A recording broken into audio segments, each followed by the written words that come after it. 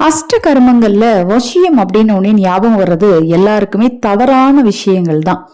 வசியத்திலே பாத்தீங்கன்னா கணவன் மனைவிக்குள்ள புரிதல் ஏற்படுறதுக்கான விஷயம், வீட்டுல பணவரவு தாராளமா இருக்கிறதுக்கு பண வசியம், தங்கம் சேர்றதுக்கு ஆபரண வசியம், முக வசியம், ஜன வசியம், தொழில் வசியம், இத மாதிரி குடும்பத்தை சார்ந்த வசியங்கள் நிறைய இருக்கு. அந்த வார்த்தையவே நிறைய பேர் இப்ப தப்பா உபயோகிக்க ஆரம்பிச்சிட்டாங்க. ஆனா அந்த வசியம் அப்படிங்கிறது ஒரு சக்தி.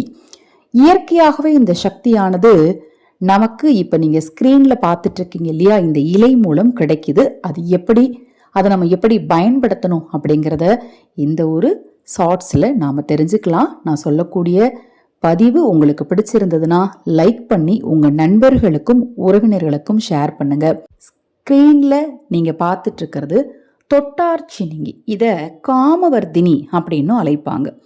இதை நீங்கள் வளர்க்குறதா இருந்தால் நர்சரியில் போய் வாங்கிட்டு வந்து ஒரு சின்ன தொட்டியில் வச்சாலே போதுங்க. இல்லை எங்கள் வீட்டு வாசலில் இடம் இருக்குது, ஒரு சின்ன செடி வாங்கி வைங்க.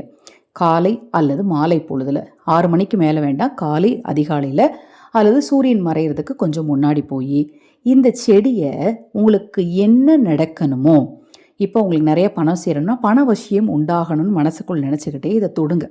இது நீங்கள் தொட தொட இந்த இலையில் இருக்கக்கூடிய சக்தியானது உங்களிடத்தில் பரவி உங்களுக்கு வசிய சக்தியை ஏற்படுத்தி கொடுத்து நீங்கள் எதை விரும்புகிறீர்களோ அதை உங்களிடத்துல கொண்டு வந்து சேர்க்கும்.